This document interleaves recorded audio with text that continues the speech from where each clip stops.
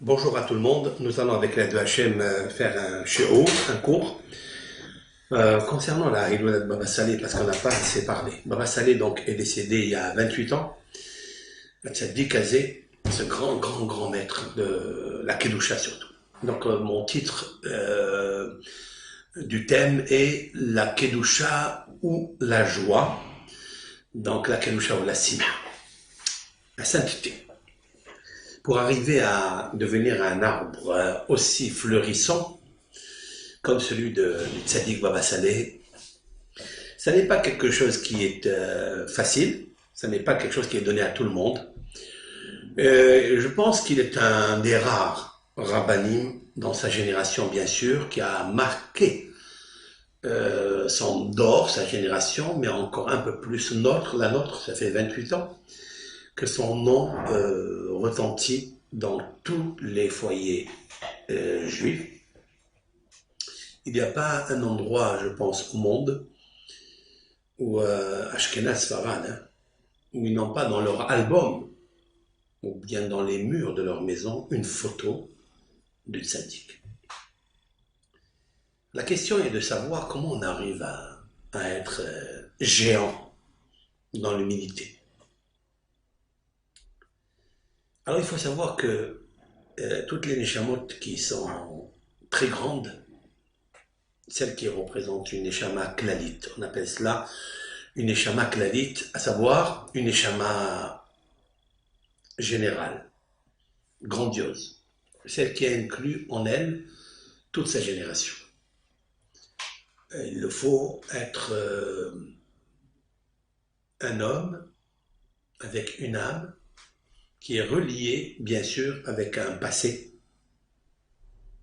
pour éclairer le futur. Le passé, peut-être, nous ne le connaissons pas. Il existe une première, deuxième, troisième, même 300 éditions avant de connaître celui qui est en face de toi.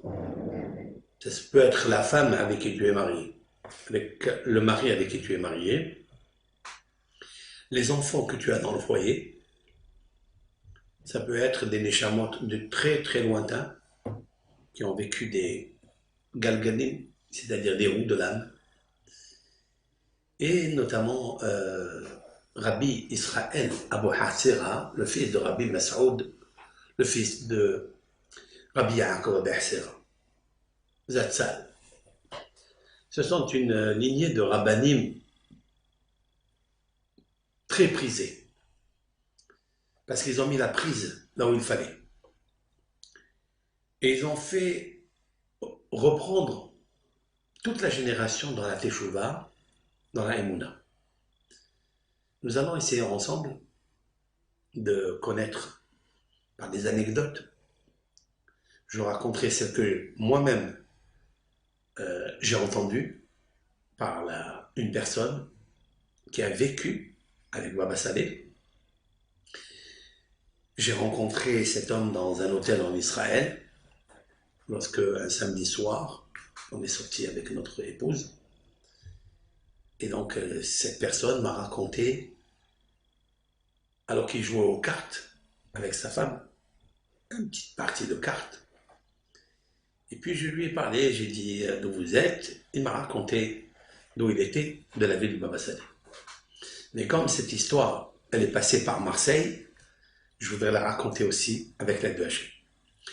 Toutes ces anecdotes que nous allons raconter sur le tzaddik, parce qu'il nous faut toujours éveiller l'âme du tzaddik pour qu'elle puisse prier plus dans sa mort que dans son vivant.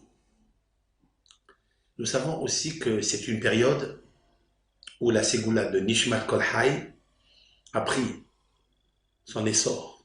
Aujourd'hui, le 5 Shvat, cette ségoula de la lecture de Nishmat Kol Hay, qui doit être lue par la bouche, si c'est possible, de tout le clan d'Israël, jusqu'à Purim. Nishmat Kol Hay est une prière qui a été fondée il y a très très longtemps.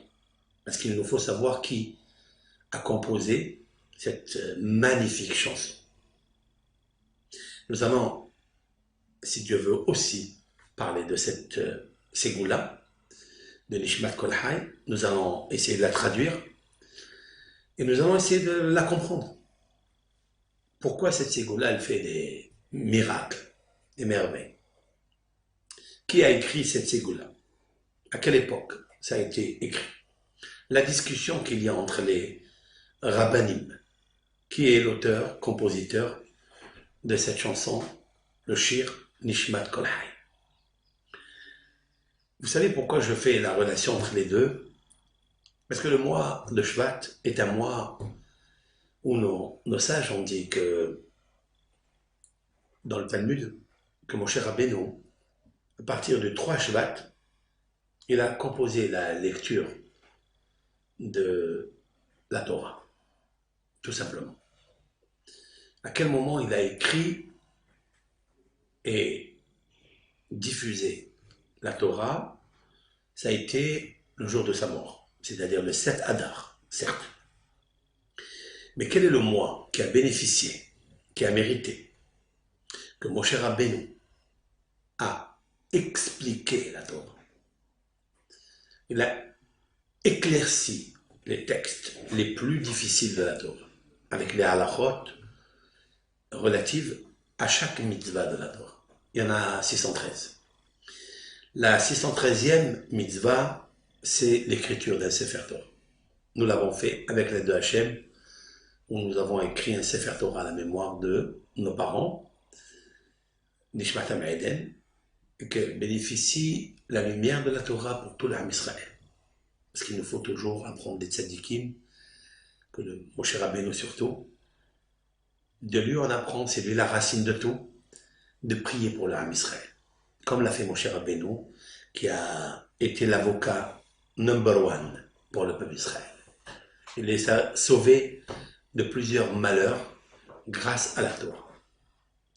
À quel moment Moshe Rabbeinu a explicité le cantique de la Torah? Parce que c'est un chant. C'est un chant qui aide la personne à éclairer tout le champ de bataille où il se trouve, ce monde, Gesher Tzar Meod, ce pont qui est trop étroit. Comment le passer, comment le traverser? Eh bien, c'est avec le shir de la Torah. Ça a été le 3 Shvat. Moshe Rabbeinu a expliqué la Torah au peuple d'Israël le 3 Shvat. Donc, il est un mois très important. Pourquoi a-t-il choisi ce mois? Parce que ce mois, comme étant enraciné la discussion de Beth Shammai et Beth Hillel dans le Talmud, dans la Mishnah, à quel moment on commence Birkat Ha'ilanot? Est-ce qu'on le fait le tout Bishvat ou on le commence le premier Shvat? Très grande discussion entre Beth Shammai et Beth Hillel. La halacha, elle est, comme Beth Hillel, tout Bishvat. Cependant, il nous faut savoir pourquoi Beth Shammai et Beth Hillel discutent uniquement pour le mois de Shvat et pas un autre mois. La raison est très simple, parce que nous constatons tous et toutes que la sève va monter sur les arbres, elle va irriguer les troncs, les racines, les branches, les feuilles, et puis va bourgeonner et donner des fruits. À partir de Tobi Shvat, on sait très bien qu'il y a plusieurs arbres, par exemple l'amandier.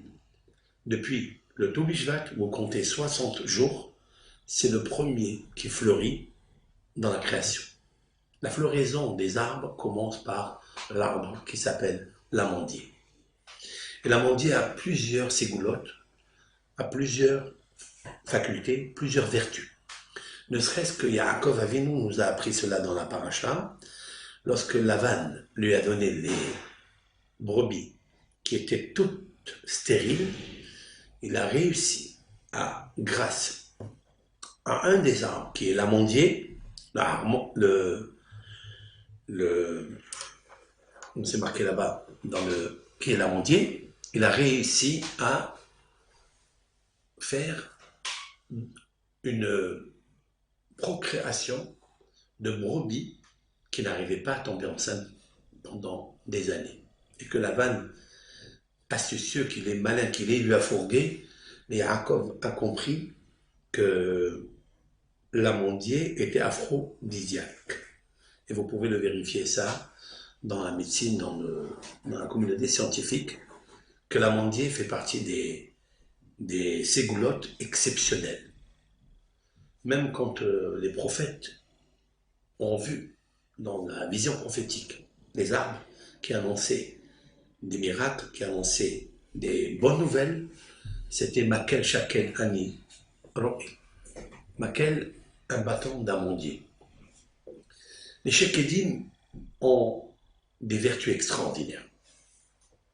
Il nous faut savoir que cet amandier va commencer à fleurir, à bourgeonner, à partir de 60 jours, à partir de Tobi Shvat. C'est incroyable. C'est-à-dire qu'en fait, l'amandier est celui qui fleurit le premier parce que depuis tout Bishvat, c'est-à-dire le 15 Shevat, jusqu'à 60 jours après, donc 75 jours est la valeur numérique du mot Kohen. Kohen, ça veut dire le prêtre.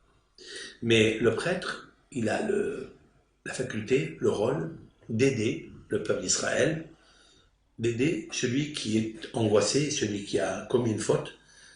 Le Kohen s'occupera de lui dans le Beth Amikdash pour égorger pour lui, pour le guider, lui donner un feu de route de la Teshuvah pour qu'il puisse renaître de ses cendres, retrouver la joie. Autrement dit que le mois de Shvat, là où la sève est en train de monter, là où les fleurs vont commencer à sourire, là où le monde commence à recevoir le soleil, parce que le soleil est celui qui va chauffer, réchauffer la terre, les racines, va faire monter la sève, qui va donner naissance à des fruits qu'on va profiter avec l'aide de Hachem à partir de Tobi Shvat. Et c'est la raison pour laquelle nous faisons cette pratique ancestrale de manger tous les fruits, si c'est possible, de manger 68 fruits. 68 fruits, parce que c'est la valeur numérique Haïm, la vie. Je profite de ça que pendant le Tobi Shvat, on chante à Hachem. Et j'indique, avec l'aide de Hachem, de chanter la chanson Nishmal Kol Hay. Et c'est la raison pour laquelle elle commence le 5 Shvat, parce que c'est le 3 Shvat que Moshe Rabbeinu a commencé à expliquer la Torah. Et pourquoi il a choisi cette date, comme je viens de le dire? Parce que je pourrais me baser sur un livre que je cite assez souvent, qui est un livre lumineux. J'ai nommé le Havot Alvavot, le devoir des cœurs. Le devoir des cœurs a été écrit au temps de Maïmonide, il y a 700 à 800 ans, par le rabbin Rabbeinu Behaye ben Pikoda Dayan. Et dans son livre L'examination, c'est-à-dire le devoir des cœurs, dans le portique L'examination, il dit que la Torah est la maîtresse de la nature. De la même façon que la servante, elle sert aveuglement, sans condition, avec une naïveté, avec une pureté. La maîtresse, la même chose, Ateva, la nature, Mishoabedet el HaTorah. Elle est asservie, elle est soumise à toutes les conditions que la Torah lui recommande. Moshe Rabbeinu a pris, à mon avis, d'après cette petite introduction, il a pris la Torah, il a commencé à l'expliquer au Ham Israël, il leur a dit, écoutez, ce que la Torah est, ce qu'elle a écrit, c'est la Metsiout du Olam. C'est-à-dire, c'est ça la nature du Olam. On ne peut pas échapper à la nature, on ne peut pas échapper à la Torah. Celui qui étudie bien la Torah, qui comprend les vertus qu'il y a dans la Torah, la Kedusha qu'il y a dans la Torah, avec toutes les facultés, avec toutes les qualités que possède la Torah, eh bien, il pourra maîtriser la nature. Ce qu'il dira, ça se examinera, ça se exaucera. Pourquoi? Parce que la Torah a dit une chose pareille. Parce que la Torah a indiqué que telle qualité peut ressusciter un mort. Oui. Telle qualité peut faire descendre la pluie quand il n'y en a pas. Oui. Même en plein été. Baba Saleh a été celui qui a été parmi ces grandes personnalités. Mais Baba Saleh n'est pas né dans une famille simple. Il est né dans une famille de grands tzaddikim. Son papa, c'est Rabbi Messaoud. Et son grand-père, c'est Rabbi Yaakov ben Sira. Et vous savez très bien, il me semble, que un grand homme, c'est celui qui va faire des grandes choses, c'est vrai, mais celui qu'il faut voir quelles sont les difficultés qu'il a passées dans sa jeunesse. Combien de Yisourim, d'épreuves, il a eu. C'est celui qui montre rien, parce qu'il accepte tout Be'ahava. Comme l'a dit Rabbi Haïm Vital.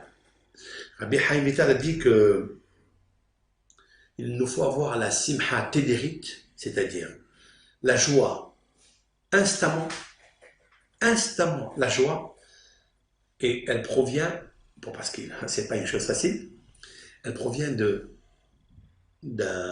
d'une phrase. Kol de'avid rahamana letab de'avid.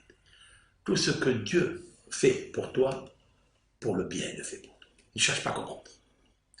Le tzaddik, Baba Saleh, comme les autres tzaddikim, qui était un grand tzaddik, Kodesh Kodashim, avait cette phrase dans la main. Tout ce qu'il fait à Kadosh Baruch Hu, c'est pour le bien. Mais il avait, avec une intégrité, avec une parfaite harmonie avec lui-même. Aucun doute. Tout ce que fait Dieu avec l'homme, il le fait bien. Vous savez très bien que Baba Saleh, son sandak, était Rabbi Yitzhak Abba Sera, qui était son oncle. Rabbi Yitzhak était le fils de Rabbi Yaakov Abba Sera. Rabbi Yitzhak Abba Sera, c'est lui qui est à Toulal, au Maroc, dans un désert. C'est celui qui a composé la chanson Aoufa Eshkona Alin Bamid Barsela. Aoufa Eshkona, cette chanson connue qui est magnifique, qui est célèbre. Regardez l'auteur, compositeur de cette chanson, Rabbi Yitzhak Abba Sera.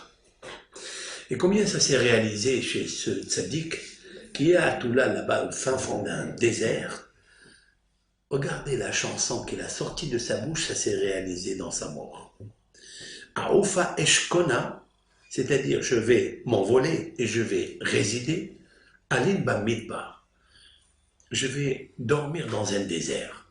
Ça, c'est David Ameller qui a dit une chose pareille dans les psaumes, qui a dit Miteli Everkayona Aoufa Eshkona Alin Midbar Sela. Sham er enifleotecha. J'explique. Qui me donnera des ailes comme une colombe? Je vais voler, aller dans le désert. Là-bas, je verrai tes miracles. Eh bien, Rabbi Yitzhak Abba Sera était le sandak, c'est-à-dire celui qui a tenu Baba Saleh sur ses jambes. Vous imaginez un petit peu qui est Rabbi Yitzhak Abba Sera. Quelqu'un m'a dit que quand il va à Toulal, je n'ai jamais été, mais Be'ezrat Hashem, je vais organiser moi aussi un petit groupe pour aller à Rabbi Yitzhak Abba Sera, vivre 1 ou 2 jours là-bas, me délecter, ne seulement que d'embrasser sa tombe, il paraît c'est du miel. Pourquoi? Parce que c'est un homme qui a vécu la grosse difficulté. C'est un homme qui a vécu les souris. On ne peut pas arriver à sortir de ces mots, Ruach HaKodesh, l'Esprit Saint, des paroles tellement qui se sont réalisées, des paroles qui réjouissent toutes les familles qui ont le Shir Yedidot des Abba Sera, qui lisent ce psaume, enfin ce psaume, c'est une poésie, eh bien, c'est des tzmarmoret, comme on dit, c'est-à-dire, eh bien, ils ont des frissons dans le corps. Pourquoi? Parce que cette Neshama, elle était tellement pure, elle a sorti Ruach HaKodesh de sa bouche. Et vous savez très bien qu'un juif qui a des soucis, qui a des problèmes dans sa jeunesse, ou bien même après, avec son couple, ou avec sa famille, avec son mari, et il souffre, et quand même il remercie Akadosh Baruch Hu, parce que au moment où il le remercie, il dit Nishmat Kol Hay, Tevarech et Shimcha, Hachem bénit ton nom par ma Neshama, parce que tu es la source des Neshamot, la source de la vie. C'est pour ça que je dis à tout Bishvat, il faut y avoir 68 fruits, parce que Nishmat Kol Hay, Nishmat c'est l'âme, Kol Hay de tout être vivant. Kol Hay, c'est deux mots qui sont collés. Il faut le lire comme ça. Toutes ceux et celles qui lisent Nishmat Kol Hay, il ne faut pas lire en 3 mots. Il faut lire Nishmat en un mot. Kol Hay, il doit être collé un à l'autre. Parce que Kol Hay, Kol c'est 50. Hay, c'est 18. 18 et 50, 68. 68, Haïm, la vie. Il faut s'adresser à celui qui a Mekora Haïm. Tant que vous êtes vivant, Baruch Hashem, même si on est en difficulté, c'est pas grave. Tout ce que fait Dieu, Mekora Haïm, t'as laissé vivant avec toutes tes souris, avec toutes tes épreuves, avec la difficulté. Chante H, remercie H. C'est comme ça que tu vas sortir du pétrin qui ne pétrit plus. Comme ça. D'ailleurs, au Sha'an Rabbah, avant de recevoir la Torah, Shemini Atzeret, où nous recevons la Torah, eh bien, il faut lire toute la nuit. On a lu les Tikkunim, on a fait des Shiur et Torah, et à la fin, après avoir fracassé la Harava, où on lit, hein, après toute la prière du matin, puis on va au Heichal, on ouvre les Sepharim, et on prie à Hachem, Nishmat, Kol Hay, Tevarech et Shimcha. On remercie à Kadosh Baruch. Pourquoi? Parce qu'elle est le but de tout être vivant, c'est-à-dire de remercier à Kadosh Baruch. David Amelech Alav Shalom, le roi David avait des souffrances énormes. Personne ne peut imaginer les souffrances que David Amelech avait. Pas seulement des ennemis extérieurs, mais des ennemis de sa maison. Son propre fils, Avshalom, lui a subtilisé les concubines de David Amelech Alav Shalom. Il s'est rebellé contre son père. Vous imaginez un peu qu'est-ce que c'est une rébellion qu'un fils il a vers son père? C'est plus que Gog ou Magog. La Gemara dans le traité Berachot dit qu'un fils qui sort des Tarbout Ra'a contre son père surtout, un fils contre son roi, eh bien c'est pire que Gog ou Magog. David Amelech a dit dans un des psaumes Marabut Sarai, Rabbim Kamim Alay, l'Éternel, aide-moi. Combien sont nombreuses, multiples mes souffrances. Plusieurs personnes cherchent ma mort. De qui s'agit-il? C'est plusieurs personnes. Marabut Sarai, combien sont grandes mais nombreuses mes souffrances? Il parle de la souffrance que lui a procurée son fils Avshalom. Parce que c'est pire que Gogo Magog, la Gemara dit. Et David Amelech, il s'est renforcé. Qu'est-ce qu'il a dit, David Amelech? Il a chanté même un Hallel. Dans le Hallel, il dit Yassori Seraniya Velamavet lo netanani. L'Éternel, toi, Hachem, tu m'as fait souffrir énormément, mais tu ne m'as pas donné à la mort. Je suis encore vivant. Je peux encore te chanter. Donne-moi la vie pour te chanter. Parce que tant qu'un homme il est vivant, même s'il a toutes les souffrances du monde, mais il est cachoura avec Akadosh Baruch Hu, il peut chanter. Mais il faut savoir, je vais vous dire quelque chose, que la personne vraiment qui chante, c'est celle qu'on le presse comme un citron, parce qu'il a du jus. Une personne qui est pleine de jus, qu'est-ce que fait Akadosh Baruch Hu? Il le prend, il le presse, et il fait sortir du jus. Ce jus-là, il se relie avec Akadosh Baruch Hu. Parce qu'il le fait souffrir, parce qu'il lui enlève toute la matérialité qui le dérange. Il lui enlève la psolète, il lui enlève la graisse spirituelle qui est la souillure par ses péchés. Quand un homme il se trouve dans la difficulté, quand un homme il est soumis par la souffrance, peu importe, chacun il a ses souffrances. Il n'y a pas une personne dans une maison où il n'a pas des souris, il n'a pas des épreuves. Ça n'existe pas. Mais pourquoi elles viennent? Il faut savoir qu'il y a une main en haut, qui est la main de Dieu invisible, qui presse cette personne-là, qui le compresse, pour qu'il puisse sortir le meilleur de lui-même. Sans sortir le meilleur de lui-même, il ne peut pas le faire seul. Il a besoin d'être compressé, pressé comme un citron. C'est la raison pour laquelle le citron, c'est la clipa. Qu'est-ce qu'on fait de la peau du citron? Qu'est-ce qu'on fait? On la jette. Une fois après avoir fait sortir tout le métave, tout le meilleur qu'il y a dans le citron, ben c'est ça, Akadosh Baruch Hu.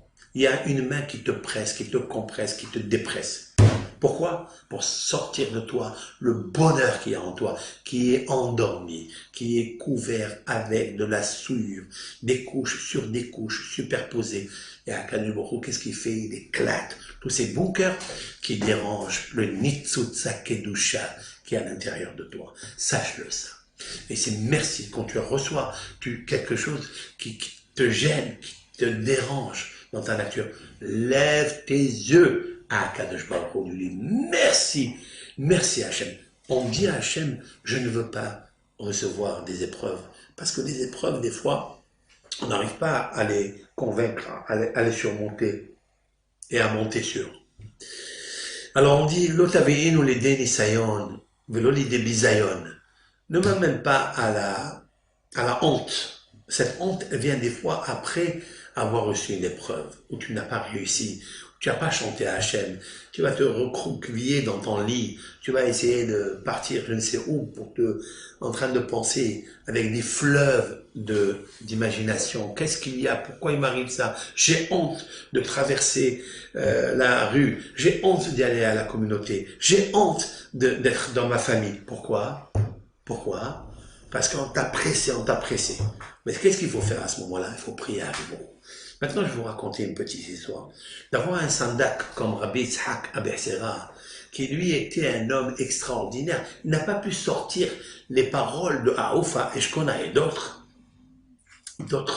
poésies, chansons, qui sont devenues des célèbres chansons dans le monde, dans toutes les maisons, s'il n'a pas été compressé, pressé par les épreuves. Ça n'existe pas une chose pareille. Il a fait sortir sa neshama. Si on arrive à faire sortir notre neshama du bunker où elle est enterrée, alvaï, combien de remerciements on donnerait? Parce que ces remerciements, c'est la neshama qui va les faire. Mais c'est pas le corps qui va les faire. Et cette neshama-là, elle est reliée avec Akadosh Baruch Hu, avec Nishmat Kol Hay, avec Hakadosh Baruch Hu, avec le Hayim, avec la vie. Le père, Rabbi Mesaoud, de Rabba Saleh, c'est lui qui lui a fait la Mila, c'est-à-dire le fils de Rabbi Yaakov Berser. Baba Saleh est né, donc il a grandi dans la Kedusha, dans la sainteté, mais on raconte sur lui qu'on a volé Baba Saleh. Vous savez que les Arabes au Maroc, ils volaient des fois des enfants pour recevoir une rançon. Et Baba Saleh a été volé. Voilà l'histoire. Il a été volé. Il a été pris par des musulmans qui demandaient une très grosse fortune, une très grosse rançon que les parents n'avaient pas. Et il y avait là-bas au Maroc une habitude que les Arabes protégeaient des familles. Il y avait des groupes d'Arabes qui protégeaient des familles, moyennement finances. On leur donnait un peu d'argent pour les garder, les surveiller par rapport à d'autres truands et d'autres malfaiteurs qui pourraient justement demander des rançons après des vols. Et il y avait dans la famille de Baba Saleh un groupe très puissant qui surveillait la famille. Ce groupe-là, quand ils ont entendu que le fils de Rabbi Mesaoud a été pris donc, en captivité et que le groupe arabe demandait une fortune, eux, bien sûr, ils avaient envie de recevoir un peu de cet argent. Au lieu de donner toute cette grosse fortune à ces Arabes-là, bien eux, ils allaient aller faire la guerre avec eux, les sortir de force et prendre l'enfant. Rabbi Mesaoud a immédiatement interdit cela. Pourquoi? Parce que on risque d'énerver ces voleurs et tuer Hazve Shalom le bébé, tuer l'enfant Baba Saleh. Voilà. Nous on pense que comme ça on grandit, tzaddik, un grand tzaddik. Non, non, non, non. Il a été volé par les Arabes, enfermé dans une chambre, on ne sait pas où. Finalement, Rabbi Mesaoud est allé voir les notables de la ville, les juifs, qui ont donné de leur argent, de leur fortune, pour sauver Rabbi Israël Abraser. Et c'est ce qui s'est passé. Il a été rendu. Donc moi je prends ici quelque chose d'extraordinaire. On dit que Baba Saleh c'est celui qui prie pour Israël. D'ailleurs il a écrit un livre qui s'appelle Ahavat Israël, l'amour d'Israël. C'est un livre sur la paracha qu'ils ont compilé tous les Dvar Torah que le Rav a. Il n'y en a pas beaucoup, c'est dommage. Ils n'ont pas enregistré les Shiurim. Il s'est occupé tellement du Ham Israël qu'il n'a pas pu s'asseoir et écrire les Sfarim lui-même. Il n'a peut-être pas écrit des livres, mais il a écrit plusieurs auteurs de livres. Grâce à lui, il a formé plusieurs auteurs de livres qui ont écrit des dizaines et des dizaines de livres. Ça, c'est le tzaddik. Pour lui, il s'empêche d'écrire ses mémoires, d'écrire ses Hidushé Torah, toutes les innovations qu'il avait dans la Torah, il ne les a pas écrites, mais il les a distribuées, dispatchées aux autres. Et les autres sont devenus après des grands amis des Hachamim. À leur tour, ils ont écrit des Sfarim. Et ça, c'est très important. Eh bien, je me dis des fois, mais comment il a eu ce mérite-là?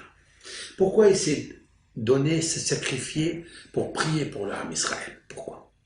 Eh bien, parce que c'est le Ham Israël qui l'a sorti de la galoute où il était. Baba Salé était pris en prison, en captivité. Il faut savoir que le peuple d'Israël a donné de son sang, de son argent, pour sauver Baba Salé. Heureux ou heureuses sont les âmes. Je ne connais pas les noms de ces personnes qui ont donné de leur argent, de leurs moyens, pour sauver Baba Salé, qui est devenu une grande lumière du judaïsme. Peut-être pourquoi une raison que Baba Salé s'est senti se donner en sacrifice pour le peuple d'Israël.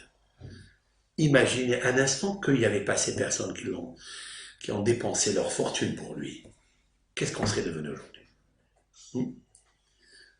Comme quoi, quand il y a un pidyon nefesh, quand on doit sauver un juif qui est en prison, en captivité, il faut immédiatement réagir.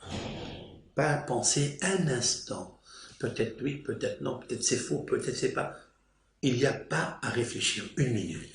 Parce que vous devenez à l'instant que vous donnez pour sauver une âme pour juif, on ne sait pas qui il peut devenir. Personne ne sait qu'est-ce qu'il allait devenir Baba Salé. C'est vrai qu'il aurait été un tzaddik, mais pas un tzaddik en grande généralité, clan d'Israël, qui s'occupe du Ham Israël entier, où tout le peuple d'Israël venait le voir pour demander une beracha, pour les soulager. Combien de larmes il a versé pour eux? Eh bien, c'est très simple. Eh bien, ces gens qui l'ont sauvé, ça c'est des gens qui ont versé aussi, qui ont transpiré, qui ont versé des larmes pour gagner l'argent. Et c'est ça, Bachamaïn, qui a été décidé, que le Rav, Baba Salé, va sortir de prison pour aller sortir les autres de prison, pour aller sortir les autres des menottes où ils sont, des labyrinthes où ils se trouvent, des tsarotes où ils se trouvent. Quelle est la maison où il n'y a pas de tsarotes, de malheur? Quelle est la maison? Il n'y en a pas. En baït asher en shamet. Comme il est marqué à propos de Béchalah, il n'y a pas une maison où il n'y avait pas un mort. En parlant ici, bien sûr, des maisons égyptiennes, dans Parashat Bo, tiens, Parashat de cette semaine, Parashat Bo. Il n'y a pas une maison où il n'y avait pas un premier-né qui est mort. S'il était premier-né, tout le monde est mort. Pourquoi? Akadosh Baruch Hu est descendu et par le Malach, il a éliminé tous les premiers-nés. C'est la raison pour laquelle nous, en Hakarat Hatov, il nous faut toujours, il nous a sauvés nos premiers-nés, nous devons donner notre premier-né à Akadosh Baruch Hu. Il nous a sauvé Baba Salé. Eh bien nous aussi, à ces âmes-là, je ne les connais pas, en tous les cas, c'est sûr et certain, ou peut-être qu'elles sont encore vivantes, je ne sais pas. Elles ont disparu, mais en tous les cas, je demande à Akadosh Baruch Hu, au nom de tout Israël, que leur âme à ces personnes-là, à ces donateurs, puisse monter très très haut comme du kérosène à une fusée qui l'a fait monter très très très haut, Begana Eden. Et je suis sûr et certain, je n'ai pas le moindre doute que la Neshama de Baba Salé, elle est à côté de leur Neshama. Sachez-le ça. Maintenant, c'est très grand, c'est bien, il a grandi, il a étudié la Torah. On dit de lui qu'à 18 ans, il est devenu Rosh Yeshiva.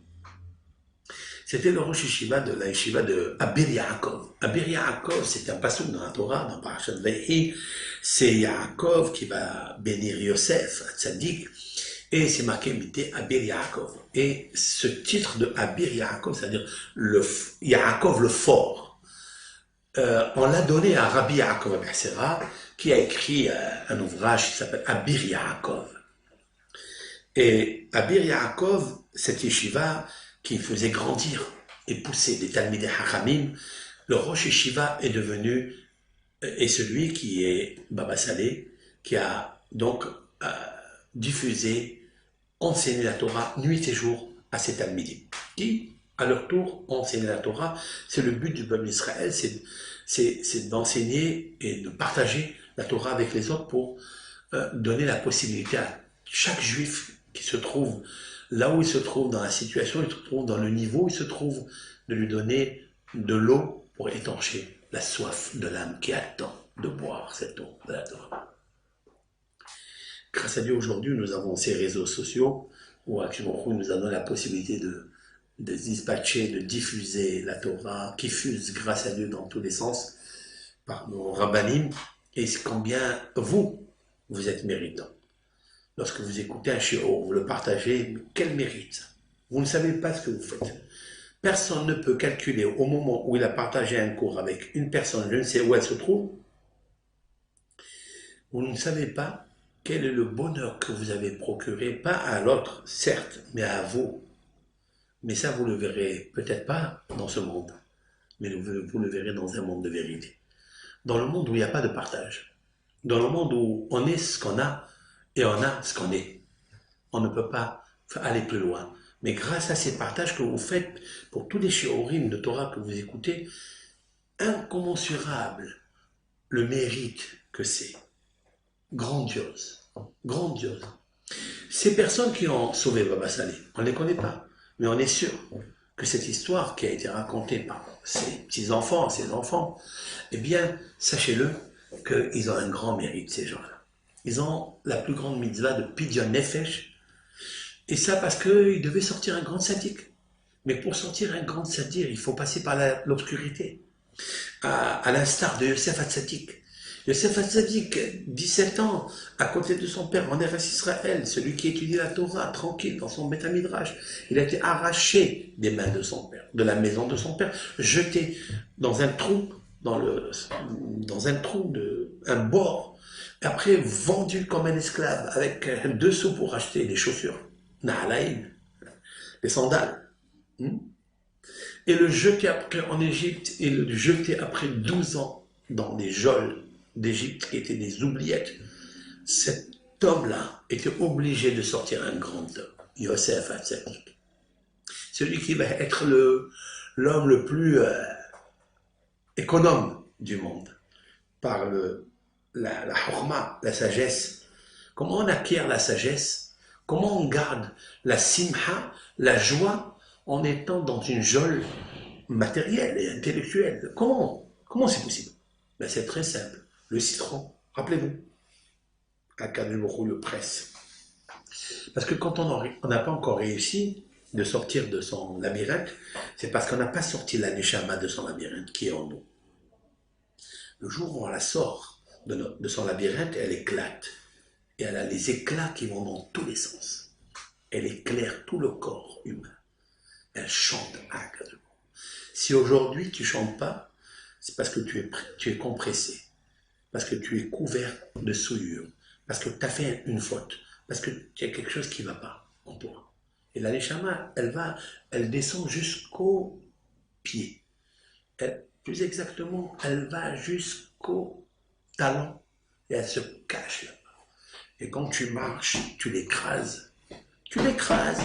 Alors comment la faire monter du bas vers le haut jusqu'à ce qu'elle arrive à ta bouche en passant par le cœur pour chanter à Akadosh. Ici, tout est fermé, tout est étroit. C'est ici le Gesher Tsar Meod. C'est ici le trachère artère et l'œsophage. C'était le pont qui est étroit, qui n'arrive pas à chanter à Akadosh parce qu'il est compressé. Parce que sa neshama, elle est tout à fait en bas. Il ne lui a pas donné la lumière qu'elle a besoin.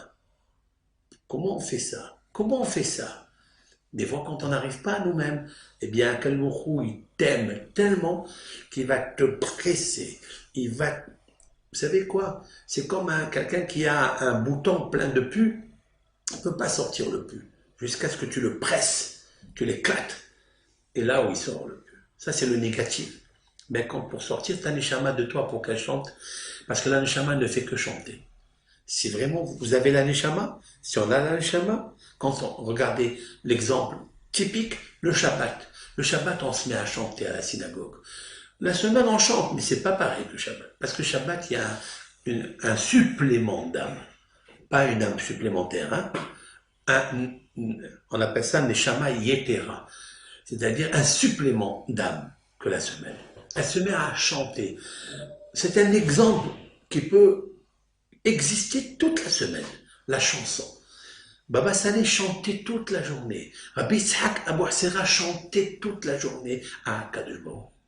Esmah Bar, c'est une chanson qui a une valeur tellement grande. Regardez les mots, vérifiez les mots, même si je me mets, moi, 100 années pour écrire une composition comme ça, je ne pourrais pas. Parce que la Neshama, elle n'est pas encore en exergue, elle n'est pas opérationnelle en moi. Il y a une petite partie qui est en train de vous parler. Mais elle est à l'intérieur, elle est cachée, elle est peut-être divisée, je ne sais où, comment. Mais si je commence à chanter à Kadosh Baruch Hu, avec le sourire, avec la joie, c'est la preuve que l'Éternel m'a cassé le bunker qui a étouffé ma Neshama. Alors, c'est ça Baba Saleh. Quand il a appris qu'il était pris, et sûrement qu'il avait l'âge, je ne sais pas exactement à quel âge il a été pris en la captivité, mais en tous les cas, c'est sûr et certain que là-bas, dans le trou noir, il a commencé à chanter. Là. Comme si Akadosh Baruch Hu lui a montré un mal pour un bien. Vous savez, après qu'il est devenu Rosh Yeshiva, il s'est marié. Il s'est marié avec sa première femme, et sa première femme, Tzadeket, elle ne lui a pas donné d'enfant. Pourquoi?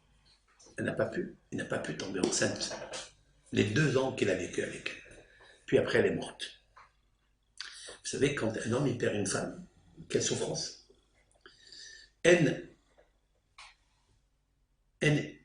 Comment c'est marqué?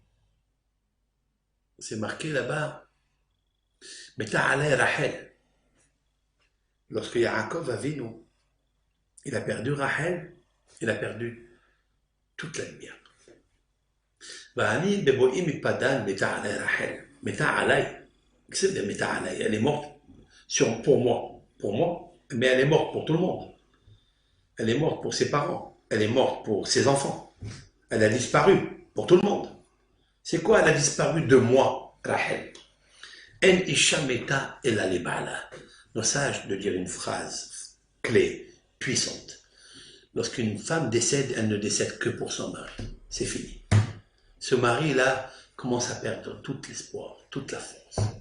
Lorsqu'on a une femme qui est tzadeket, une femme qui a obéi à son mari, en isha kshera et la sa ratson bala, en quoi consiste une femme cachère? C'est celle qui fait le devoir et le droit de son mari. Alors, c'est sûr et certain, quand il a perdu cette femme, c'est le luminaire qui l'éclaire dans sa vie. Où est la Torah qu'il a étudiée? S'il n'y avait pas la Torah, comment il aurait fait Baba Saleh? Avec une femme 2 ans après, Ahavat Ne'orim, c'est la femme de sa jeunesse, la femme de son amour.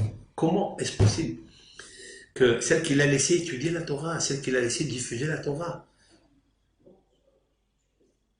Oui. L'Oudé Torah Tracha Ashorai, Az Avatiber. S'il n'avait pas la Torah, c'est quoi la Torah? La chanson. La Torah, elle s'appelle Shira.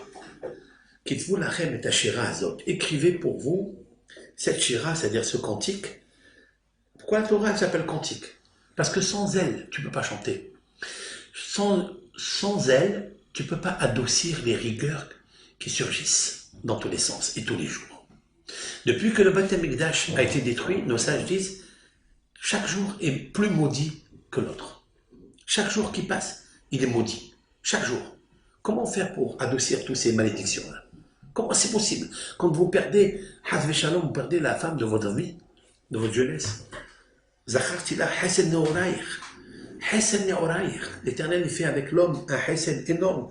De lui donner sa première femme qui va aimer, qui va se marier, qui va tout avoir avec elle pour construire sa shlemout, sa perfection, son shalom, son or, sa neshama. Sans elle, c'est pas possible. La perdre. Qu'est-ce qu'il devient? Encore des souris. Vous avez vu la souffrance? Il a continué à prier. Il a continué à chanter. Parce qu'il sait que la chérine, elle est Puis il s'est marié avec une deuxième femme, Sadek. Alors vous pensez que bah, ça y est, il a marié avec un Baba Salé, ben, il n'a qu'à prier et ça marche. Ben, ça n'a pas marché. Pas seulement un an, pas 2 ans, pas 3, pas 4, pas 5, pas 6, pas 7, pas 8, pas 9, pas 10, pas 11, pas 12. Après 12 ans, il a eu son premier enfant. Nous, on pense que Baba Salé, hop là, il sort la poudre de perlimpinpin, le bâton magique, allez, on va créer des enfants, je vais prier, Hachem il va me donner. Ça marche pas comme ça. Non. Il faut presser et presser et presser et presser pour sortir du jus. Il était obligé de passer par le labyrinthe de la souffrance. Obligé.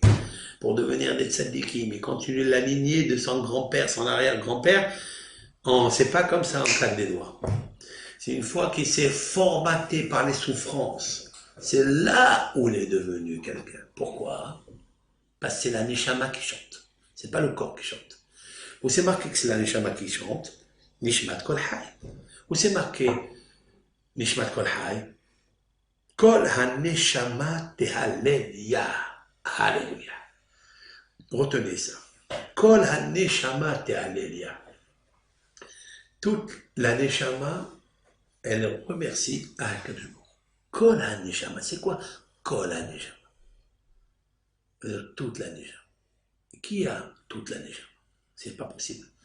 Elle est associée avec un corps gras, gros, graisseur, difficile, qui est attiré vers le bas, qui aime les ta'anugim, qui aime les plaisirs, qui aime le plaisir charnel, qui aime le ta'avot, la boulimie de la nourriture, la boulimie de l'argent, la ta'avot, ta'avot,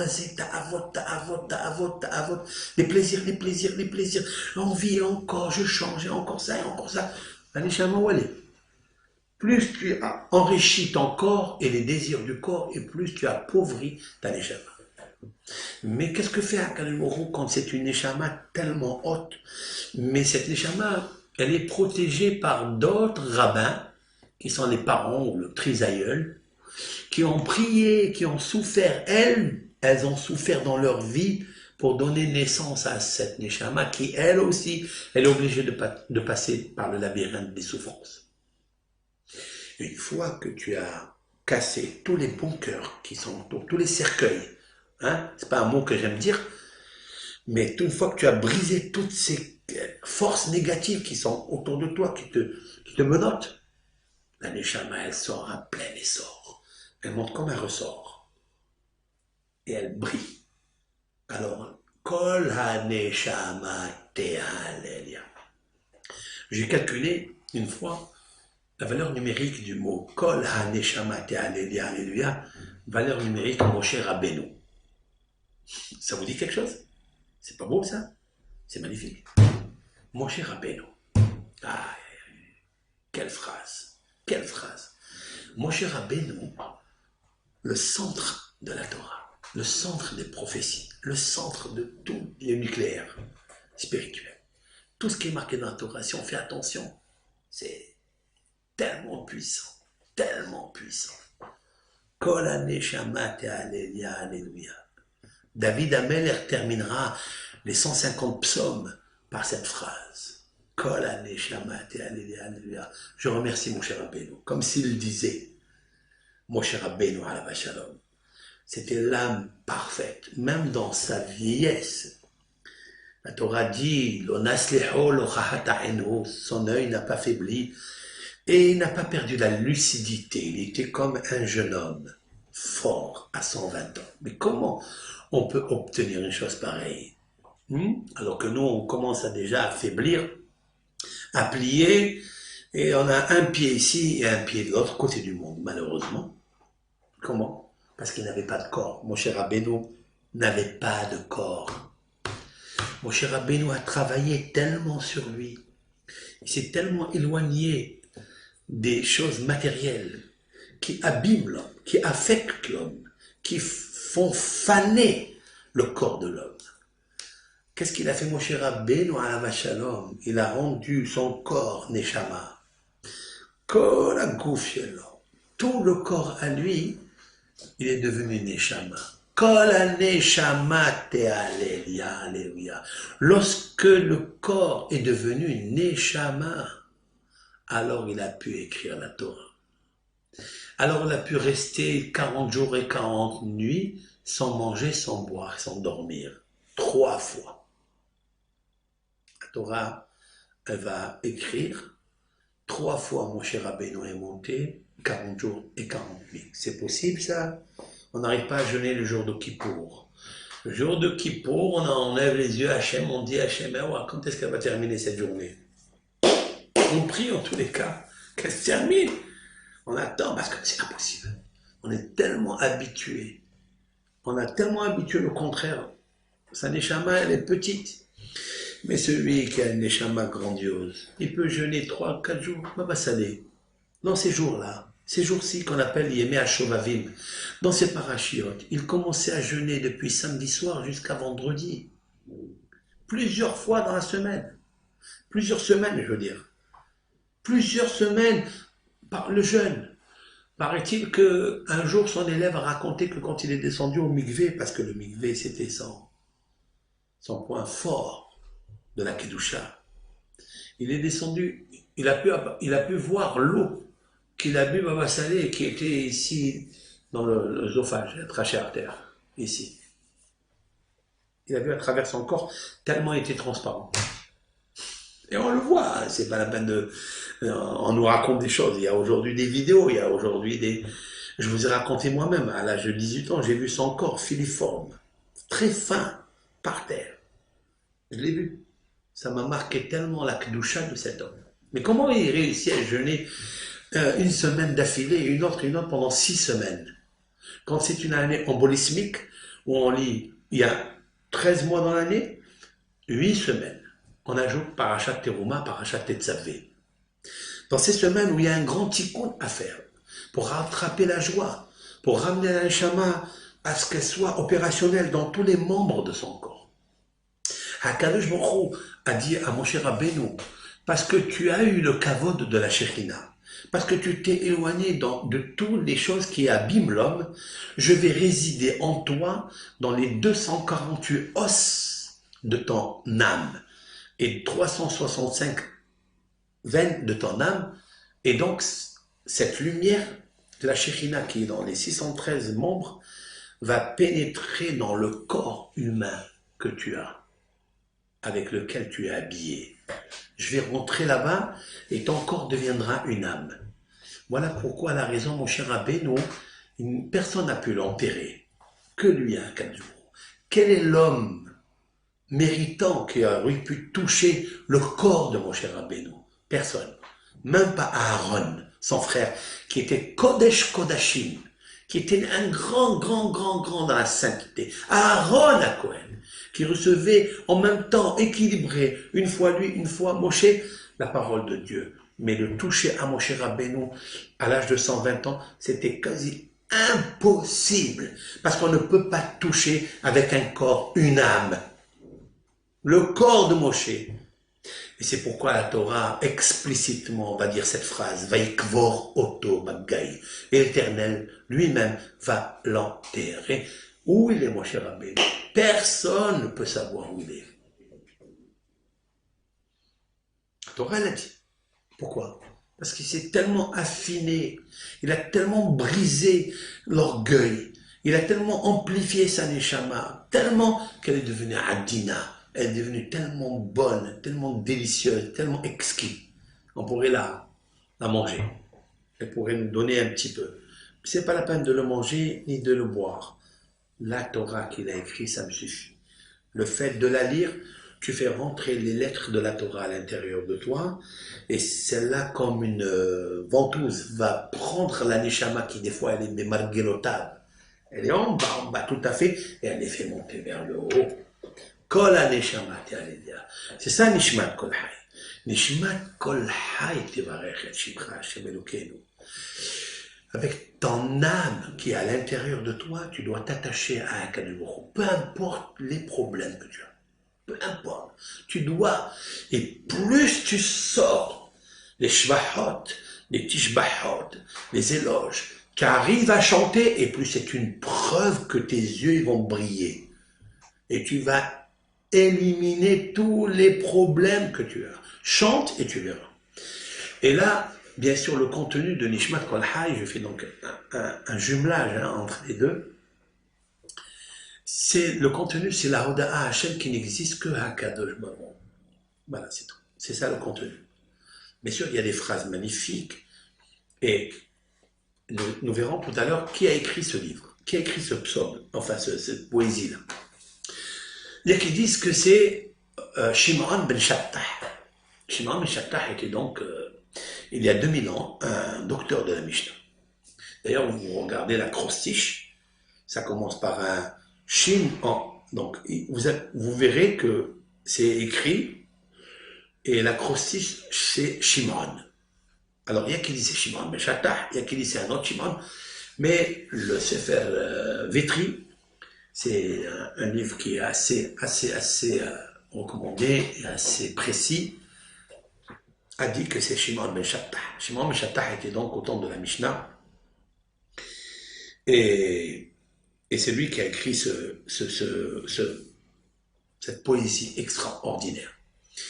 L'histoire de Shimon ben Shattah, on peut parler des heures et des heures. Nous ferons, avec le Hachem, quelques ma'asiyot dans une autre vidéo, parce que ce n'est pas l'oreille du cours. Rabbeinu Yonah Girondi a écrit dans le traité talmudique.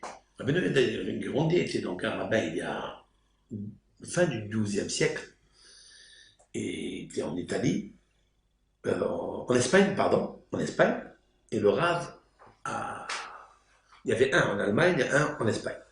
Deux Rabbeinu Yonah Girondi. Un de Gironde en Espagne et un de Gironde en Allemagne. Il a écrit que cette poésie, cette Nishmat Kol Hay, si on la lit avec kavana, avec ferveur, elle peut te transformer complètement. Elle peut complètement te transformer parce qu'il y a des secrets et des secrets des sodotes. Mais il n'a pas expliqué c'est quoi les secrets qu'il y a dedans. Il y a le nombre des mots qu'il y a dedans. Il y a le nombre des lettres qu'il y a dedans. Il est relié avec tous les membres essentiels du corps humain. La dernière partie, Shabbat Ani Matatishma, Befi et Sharim Titroma, Befi Sadikim Barach, etc. On parle de la bouche, on parle des reins, on parle de l'intérieur de l'homme, du cœur. On dit que c'est Yitzhak Avinu qui a écrit la dernière partie. Donc c'est déjà inspiré encore par Yitzhak Avinu, puisque figure par l'acrostiche, les mots qui sont au milieu, figure le mot Yitzhak, le nom de Yitzhak, et le nom de Rivka.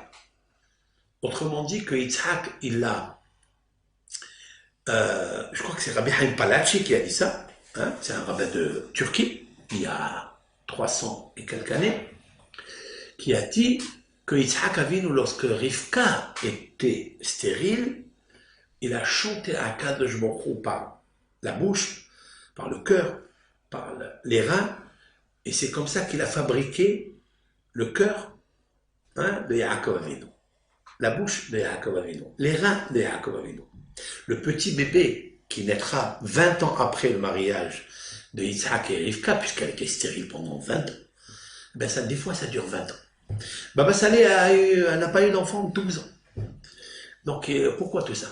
Parce que la Kibroui veut le presser, jusqu'à ce que sa Neshama, elle soit pleine de vigueur, pleine de lumière, pour qu'elle puisse prier à Kadosh Baruch Hu et fabriquer dans le ciel les membres du petit bébé qui va venir après.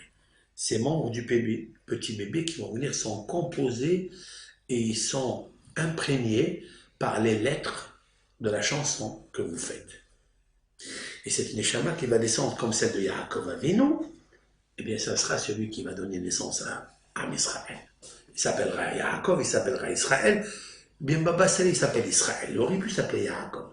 C'est la raison pour laquelle il y a qui disent, et j'ai entendu ça d'un rabbin qui est passé ici dans notre ville, il a dit que Salé, ça n'est pas en fait l'explication de la prière. Ça n'est pas du tout ça. C'est vrai que c'est approprié avec cet homme, ce personnage, mais Saleh est un diminutif de Israël. Comme par exemple, il y a Baba Haki. Baba Haki, c'est Yitzhak. Ils appellent Yitzhak, on l'appelle Baba Haki. Baba Saleh, c'est Baba Israël. Voilà. Et je vous ai donné, moi, une raison un peu mystique, que Saleh, Samech Lamed Aleph, comme je ne l'écris pas, ça lit. Sali, si vous le dites Sali, bien sûr, vous ajoutez un Yud, c'est la prière, comme ça. Mais Baba Saleh, comme on le dit, Samech Lamed Aleph, c'est la valeur numérique. 91, 91, c'est le nom de Dieu, Yudke, Vavke, avec Aleph, Dalef, Nun, Yud, c'est 91. Puisqu'on est dans le chiffre 91, je vais vous raconter une petite histoire sur le Mikvé qui avait 91 escaliers pour descendre dedans. Baba Saleh, on raconte de lui qu'il se trempait dans le Mikvé où il fallait descendre 91 escaliers. Je ne sais pas pourquoi ils ont fait 91 escaliers. Je ne sais pas pourquoi il a érigé un Mikvé comme ça. Pourquoi? Mais d'après ce que je vous dis, moi, c'est clair. Parce que 91, c'est le chiffre du Amen, de la Emouna. 91 est le chiffre composé du tétragramme avec Adnout, c'est-à-dire le Seigneur. 65 et 26, ça fait 91. 91 pour descendre en bas, en bas, en bas, en bas. Peut-être plus encore. Je vais essayer de l'associer avec le nom Israël, avec le nom du Mikvé et avec le nom du Yudke Vavke. Il est inversé dans les prophètes Mikvé Israël Adonai Mosheo Biyom Tzara. Mikvé, c'est le Mikvé. Israël, c'est Israël Abrasera. Amonai Yudke Vavke. Quand on lit Amonai, c'est Yudke Vavke dans sa écriture et dans son appellation Ado. Vous avez 91, Mispar 91. Ça veut dire qu'Israël, Mikvé et 91, c'est relié ensemble. Je ne sais pas, peut-être c'est une raison pourquoi il a fait un Mikvé comme ça. Voilà, qu'est-ce que c'est un grand sadique? Un grand sadique, c'est qu'il est passé d'abord Biyom Tzara. Hachem Moshio Biyom Tzara. Il l'a sauvé du jour de Tzara parce que chaque être humain, il a ce qu'on appelle Yom Ra'a, un jour qui est mauvais dans sa vie. Sachez-le ça, qu'il ne peut pas échapper à un jour où c'est très difficile pour lui. Ça sera très difficile pour lui. Peut-être il a déjà passé, peut-être il va le passer, mais comment le préparer et l'annuler, l'infléchir à ce Biyom Tzara? Comment? Par la chanson, par le chant, par la tzedaka. Maskil et David, comment c'est marqué là-bas? Ashrei Maskil Eldal, heureux dans les psaumes, heureux Ashrei, heureux l'homme, Maskil qui est intelligent, Eldal, au pauvre. Beyom Ra'a, le jour du malheur, parce qu'il y a un jour du malheur, dit le Zohar HaKadosh, Yemalletehu Adonai. L'Éternel, Yud Kevavke, il le sauvera. Bon, Hachem, que ce monde est un monde facile, ça n'est pas vrai. C'est un monde très difficile. C'est un monde de tsarot. On est venu dans ce monde pour une correction, pour embellir notre âme, pour faire sortir notre âme qui n'a pas pu peut-être dans une vie antécédente, dans une première édition, une troisième, je ne sais pas laquelle, mais en tous les cas, les difficultés que tu possèdes maintenant, c'est les mêmes difficultés que tu avais. Les avérotes que tu peux faire aujourd'hui, que tu as fait, c'est ce que tu feras, c'est ce que tu as fait dans une vie antécédente. C'est là où il faut corriger. Nous sommes dans la période des Shovavim où on peut corriger les fautes de l'adolescence. Il nous faut les corriger. Par rapport à quoi? Tehillim, à lire des lectures, à fermer ses yeux, de ne pas regarder n'importe quoi, malheureusement. Surtout si on est abonné à Facebook ou à je ne sais quoi, dans quel site, c'est gravissime. Les yeux regardent partout. Combien? Tu ne peux pas, c'est impossible. Surtout, on a permis à tout le monde gratuitement. Parce que je voudrais faire un cours un jour sur le gratuit. Le gratuit a détruit le monde. Le gratuit, c'est là où tout le monde va essayer de s'abonner. Parce que c'est gratuit. Et un jour, Ashmedai, le roi des démons, a été attrapé par le général de de Shlomo Ameler, pardon. Et Shlomo Ameler lui a demandé pourquoi tu rigolais quand tu marchais dans la rue. Alors il a dit parce que Notre réussite à nous, c'est donner à l'homme gratuitement les choses. Toute la réussite des forces du mal, elles agissent sur le Ben Israël et le Bat Israël, parce que c'est gratuit. Je voudrais vous raconter une histoire que j'ai vécue moi-même avec un monsieur, il s'appelle monsieur Azeroual, que j'ai rencontré au Grand Court, là-bas à l'hôtel en Israël, Grand Court, un samedi soir. J'ai fait un petit cours, hein, c'est pas un gros cours, j'ai fait un petit cours, et il y a deux personnes qui ont assisté à ce cours, donc un monsieur Azeroual avec sa femme, il m'a dit d'où vous êtes, je lui ai expliqué d'où, etc. Qu'est-ce que vous faites? Il m'a dit, je lui ai dit, et vous? Il me dit, moi, j'ai connu Baba Sali. Je lui ai dit, ah, racontez-moi quelque chose, s'il vous plaît, que je puisse transporter le message aux autres. Parce que moi, j'aime écouter quelque chose et le faire entendre, le faire partager. C'est ça le but du Ben Israël. Moshe qui bel Torah Messinaï, comme ça. On doit apprendre de Moshe Rabbeinu. On doit apprendre d'Avraham Avinu, qui a organisé toute sa vie, pas seulement pour lui, c'est pour la donner aux autres. Et c'est ça, la pérennisation du peuple d'Israël, du judaïsme, de la Emouna. C'est comme ça qu'il nous faut faire. C'est pour ça le partage que vous faites, il est tellement grand. Je vous appuyez juste sur un bouton, vous prenez quelques minutes, tac, même pas une minute, je sais pas, il y a des gens qui sont agiles, très habiles dans ça, tac, tac. Moi je sais pas manipuler comment on appelle ça, un téléphone, je n'arrive pas. C'est deux, trois personnes qui s'occupent de transmettre ces vidéos, parce que moi je ne sais pas. Je suis pas au courant déjà. Je suis branché, attention, hein. Je suis très branché, mais pas au courant. Et donc, il m'a dit, voilà, je vais vous raconter une histoire. Je lui ai dit, moi je suis de Marseille. Il m'a dit, de Marseille? Alors là, ça tombe très très bien. Qu'est-ce qu'il y a? Il a dit que Baba Saleh, à la Shalom, était à Paris donc, et il a voulu faire sa Aliyah, définitivement, parce qu'il il allait, il revenait comme tous les bénis Israël, ils vont et viennent, mais il ne s'est pas installé en Israël. Et il n'avait pas de passeport. Il n'avait pas de passeport, ni de visa, ni de rien du tout. Et il a demandé à cet homme qui était un commerçant, hein, il vendait ce qu'on appelle Adria. Adria, c'est le blé, les épices, le blé, la farine, etc. Et Baba Saleh lui a demandé, s'il te plaît, je voudrais que tu t'occupes de mes papiers, aller au consulat, me chercher. Baba Saleh, c'est quelqu'un qui étudie la Torah toute la journée. Il ne connaît rien dans les papiers, non. Surtout ici en France, il y a beaucoup de paperasse, etc. C'est pas pour lui, ça. Cet homme-là, M. Azeroual, s'est occupé de tous les dossiers pour amener Baba Saleh en Israël pour l'accompagner.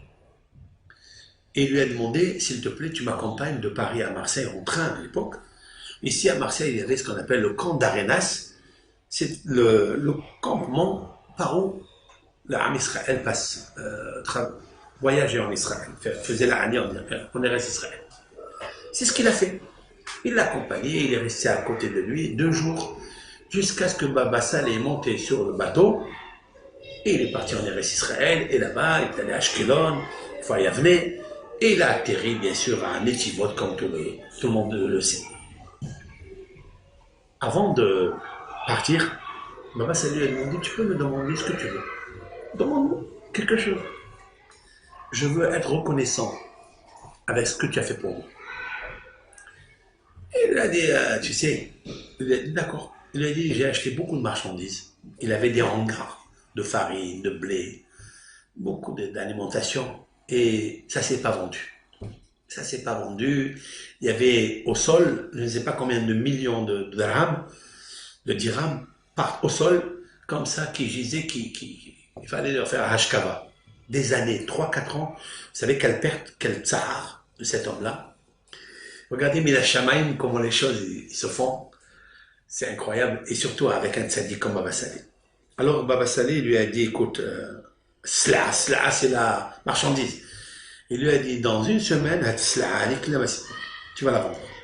Tu vas vendre toute cette marchandise, tu vas la vendre.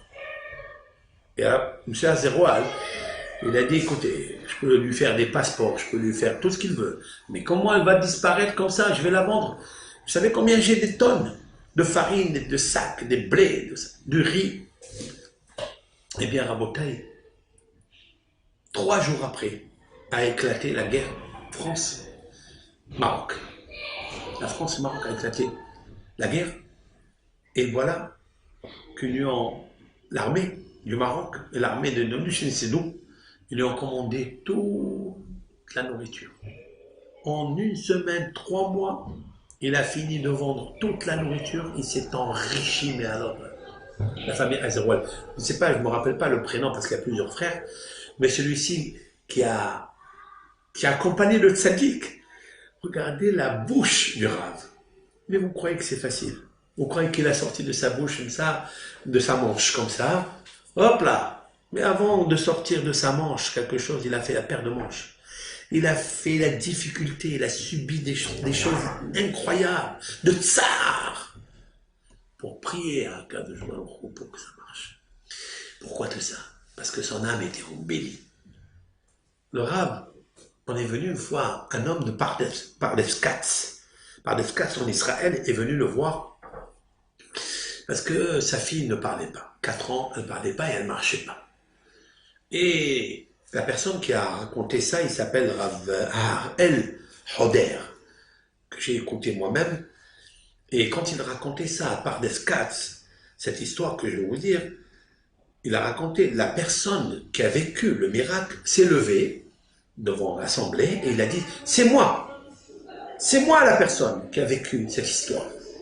Quelle est l'histoire? Sa fille ne parle pas et il ne marche pas.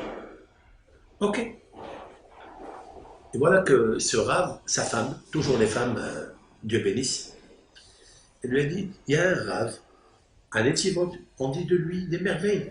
Vas-y, comme c'est une mère qui veille, alors elle veille sur sa fille. Et quand lui, il est amer, alors elle lui a dit, vas-y voir le Rav. Et il est parti voir le Rav. Il est parti voir le Rav, mais c'est très difficile pour lui, il est parti voir le Rav. Parce qu'il n'avait pas la confiance en Hachem à 100%. Il dit, non, les rabbinim, c'est un homme, qu'est-ce qu'il va faire? Si ma fille, elle ne parle pas, les médecins, les médicaments, les ceci, les traitements n'ont rien fait, qu'est-ce qu'il va faire ce Rav là? Qui boit du harak avec de l'eau, il va me bénir ma fille, mais c'est quoi ça? C'est quoi ces histoires-là? Mais c'est pas l'eau, et c'est pas le harak, c'est la neshama, Rabotai. La neshama, elle est en plein essor. Elle est tellement belle, lumineuse. Elle est entière. Vous savez d'où elle vient la neshama? D'un endroit qui s'appelle Oz Vehedva. J'explique. La puissance et la joie. La neshama, il faut la lui rendre, il faut la faire sortir du corps avec sa puissance et sa joie. Alors ça marche. Et bon, il a fait, je ne veux pas raconter tout là, il est arrivé chez lui, il lui a dit, alors écoute-moi bien ce que je vais te dire. Voilà, tu vas dire à ta femme, d'abord tu vas croire en Hachem à 100%. Tu vas dire à ta femme qu'elle allume des bougies le vendredi. Bougies du Shabbat. C'est tout que les bougies du Shabbat. Il lui a dit, ça va bouger comme il faut. Ça va bien bouger. Prends les bougies de Shabbat, ça va bien bouger. Elle va bouger la parole et elle va bouger les pieds. Comment? Avec ça, c'est tout. Mais il est bien. Il est rentré chez lui à la maison. Il a dit à sa femme, écoute, quand maintenant on est Mehal Shabbat, on fait rien du tout, tu vas commencer à allumer. Il lui a dit, mais quoi, c'est ça qu'il t'a dit? T'as pas fait une beracha que ça va descendre, je ne sais quoi, du ciel, un médicament? Il a dit, non, voilà ce qu'il m'a dit. Vous acceptez sur vous d'allumer les nerfs de Shabbat. Qu'est-ce que ça voir le nerf avec la bouche et avec le pied? Vous savez ça? Ça même, personne n'a expliqué. Et c'est ce qui s'est passé. Il s'est passé qu'elle a allumé les bougies, elle a accepté sur elle, elle a allumé les bougies. Quelques heures après, la petite, le jour de Shabbat, elle s'est mise à parler, à marcher. Et quel est le verset qui nous dit une chose pareille? Dans les Télim, c'est marqué. Si vous prenez le psaume 119, qui est composé des 22 lettres de l'alphabet, et vous prenez la lettre Nun, qui commence par Ner leragli devarecha ve'or linti vati. Ner, David Amelech a dit, Ner, la bougie, leragli, à mes pieds. Ner leragli devarecha, tes paroles sont une bougie, une lueur de lumière pour que je puisse marcher. Ve'or linti vati, et la lumière pour mon chemin, pour mon sentier. Ça, c'est David Amelech qui parle de la Torah. Mais je pense que si je prends ce passage que je superpose avec l'histoire de Baba Salé, elle est extraordinaire. Ner le ragli de varecha. Tu as le mot nerf, c'est le nerf du Shabbat. Les ragli, il y a le pied. Les varecha, il y a la parole. Ils sont reliés ensemble, en bouteille. Et peut-être qu'ils n'ont rien à voir avec ça. Mais les paroles de la Torah, c'est le Hémet. Les paroles de la Torah, c'est la plus grande thérapie du corps humain, du génome humain. Parce qu'ils descendent d'une lumière de Hakadosh Baruch Hu. Je vais vous raconter après d'autres histoires avec le Hachem. Et là, j'ai pris pas mal de temps, hein, dans Hachem. Alors, on diffusera d'autres dans d'autres shiurim. Et ratson que ces paroles-là, ils soient exaucées dans le ciel. Que Hachem Barach, il soit content de nous. Et il nous paie content. Compte tenu qu'on a tenu compte de ces conteurs d'histoire. Et Hachem Barach, il amène la bracha, le shefa, mais la sève qui monte dans les arbres. La sève, le flux, la profusion d'influence, la profusion de bracha pour tout le monde entier. Bifrat, les Hammo Israël Akadosh, Bisrout Baba Saleh, Rabbi Ishaq, Rabbi Israël, la Boissera, Ben Rabbi Msaoud, Ben Rabbi Yaakov, Ben Rabbi Msaoud, Ben Rabbi Shmuel El-Baz. Allez, ma shalom. Voilà, chers frères et sœurs, Kol Tov Lachem.